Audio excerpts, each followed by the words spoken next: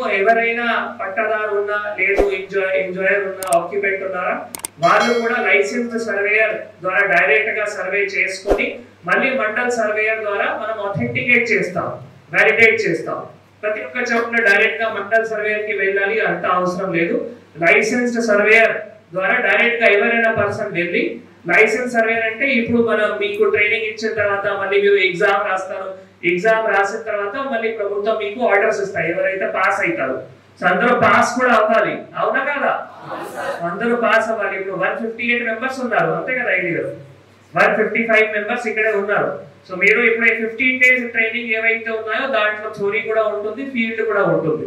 So అన్ని మీరు నేర్చుకోవాలి. నేర్చుకున్న తర్వాత మళ్ళీ మీరు ఎగ్జామ్ రాయాలి. ఎగ్జామ్ రాసిన తర్వాత మళ్ళీ ప్రభుత్వం మీకు ఆర్డర్స్ ఇస్తాయి. ఆర్డర్స్ ప్రకారమే మళ్ళీ ఎవరైనా పట్టదారు కానీ ఆక్యుపెంట్ కానీ మీకు అప్రోచ్ అయ్యి మళ్ళీ మీ సర్వీసెస్ కూడా వాడుకోవడానికి కూడా అవకాశం ఉంటుంది.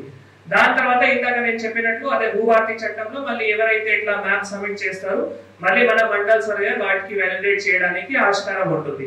అదే ఒకటి చాలా ఇంపార్టెంట్ ప్రొవిజన్ ఉంది భూభారతి చట్టంలో. రెండోది అంటే భూదార్ కార్డు. మీరు అందరూ చట్టంలో గురించి అది చూసి ఉండొచ్చు. సో భూదార్ కార్డులో అంటే మీ ఎవరైనా పట్టాదారు భూమి ఎక్కడ ఉంది అవి తెలవాలి అంటే భూదార్ కార్డ్ ఒకటి మన మార్గం. భూదార్ కార్డ్ లో బేసికల్ విస్తరణము, తర్వాత లాటిట్యూడ్, లాంగిట్యూడ్ అవి అన్ని వివరాలు కూడా ఒక యూనిక్ ఐడి కార్డ్ కూడా ప్రతి ఒక్క పట్టదారికి ఇవ్వడానికి ఆస్కారం ఉంటుంది. సో అవి కూడా తయారు చేయాలి అంటే తప్పకుండా మీ రూల్స్ చాలా అవసరం ఉంటాయి. మీ రూల్స్ కూడా చాలా కీలకమైన ఉంటుంది. నాకు తెలిసిన వరకు అవి అంటే మోడర్న్ అడ్వాన్స్ టెక్నాలజీస్ తోనే చేయాల్సిన ఉంటుంది.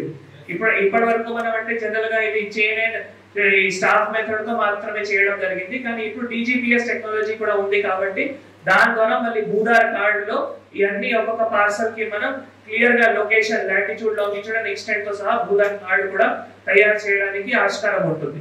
భూదార్ కార్డ్ కూడా తయారు చేసి మళ్ళీ ఫ్యూచర్ ఇంకా ఎట్లా ఉంది అంటే ఎవరైనా తహసీల్దార్ దగ్గర రిజిస్ట్రేషన్ కానీ మ్యూటేషన్ కానీ చేసేటప్పుడు నక్షాతో సహా వెళ్ళాలి. నక్షాతో సహా వెళ్ళిన తర్వాత క్లియర్ గా ఐడియా ఉంటుంది.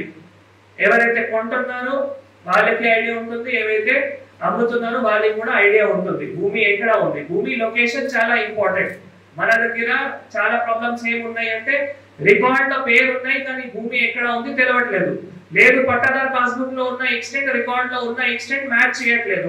ఇవి అన్ని ఎందుకు సమస్య ఉన్నాయి అంటే వీ డోంట్ హ్యావ్ మ్యాప్. ప్రతి ఒక్క దానికి మనకి లొకేషన్ లేదు, మ్యాప్ లేదు.